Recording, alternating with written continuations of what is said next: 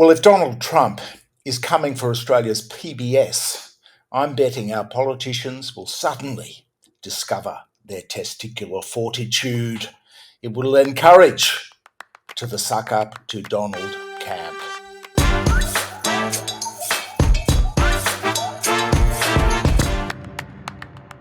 Which is the major parties, by the way.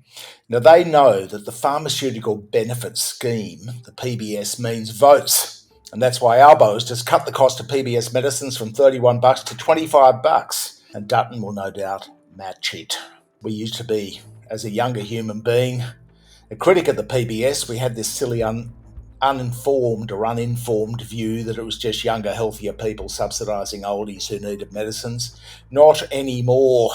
It's not that we all get old, but there are hundreds of thousands of younger sick people who depend on getting subsidised medicines and are at risk if we proceed down the American healthcare route. And so it is that the PBS is a sacred cow. If they dismantle it, people will die. And politicians in particular cherish it because adding new medicines to the PBS buys votes. And that's why the cost of the PBS has risen since we started here 10 years ago from $10 billion in the budget to $17 billion now. They add new drugs to it all the time. It's not perfect, but it's a good scheme. What is it? It's a kind of collective bargaining scheme where government effectively negotiates on behalf of all Australians so that we get medicines from the drug companies in the US and elsewhere cheaper than if we had to walk into a chemist and pay US prices with no bargaining power as individuals. So we're talking 925 different medicines on the scheme in 5,000 odd brands. Now, the fabulously wealthy US drug companies have lashed out at the PBS in recent days, calling it egregious and discriminatory. As you do, it is egregious and discriminatory to their profits and executive bonuses.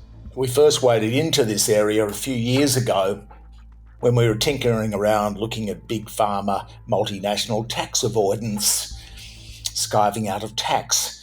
And we found this mob called Gilead, a US drug company which was making ginormous profits here, but their accounts were dodgy. So we went into them, put in a phone call. The usual, I'll get back to you with no comment. It was the archetypal big pharma con.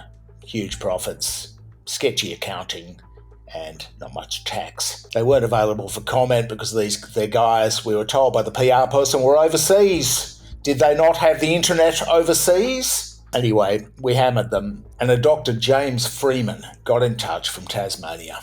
And we became friends, and he's written for MWM a few times on medical issues, health issues. Freeman, at the time, was a big critic of Gilead because he had sick patients, and Gilead had a cure.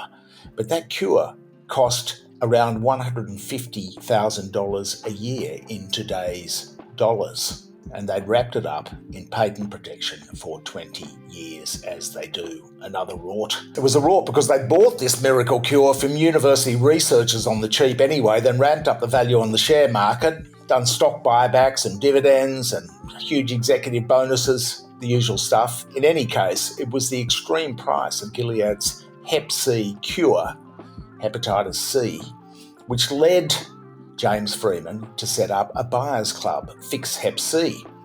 So his patients could import a generic Hep C treatment from Asia and pay US $2,000 rather than the US $84,000 Gilead was charging at the time for the treatment in America. Now, if Donald Trump tries to smash us with taxes on life-saving drugs, on any drugs, then it will be gloves off for the politicians. There will be no more sucking up, or hopefully no more sucking up, or more hardline sucking up perhaps, but it will have to change because this is a vote loser.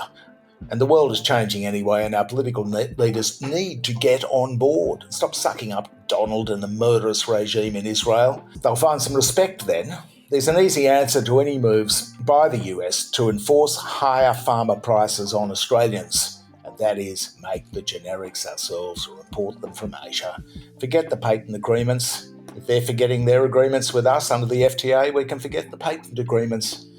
80% of APIs, that is active pharmaceutical ingredients, that's the drug bit of, inside the pretty packaging and the boxing up. 80% of APIs or more are made in China, India, and Europe.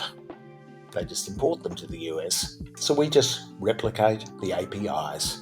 DIY API. That is the answer. And just a note on this rapidly evolving space of US-Australia relations, Chris Barry, well-respected former admiral, joined the throng last night of critics of AUKUS on Ellen Fanning's ABC Radio Drive show. So he's come out against it too. Malcolm Turnbull's just about to have his anti-AUKUS shindig, and the voices are growing against this ridiculous deal, AUKUS. Thanks for your support. You can also support us by buying a Stop Legal Abuse t-shirt. We'll have an update for you soon on our personal legal abuse travails. And please like, share and comment in the space below. This is an important one, the PBS.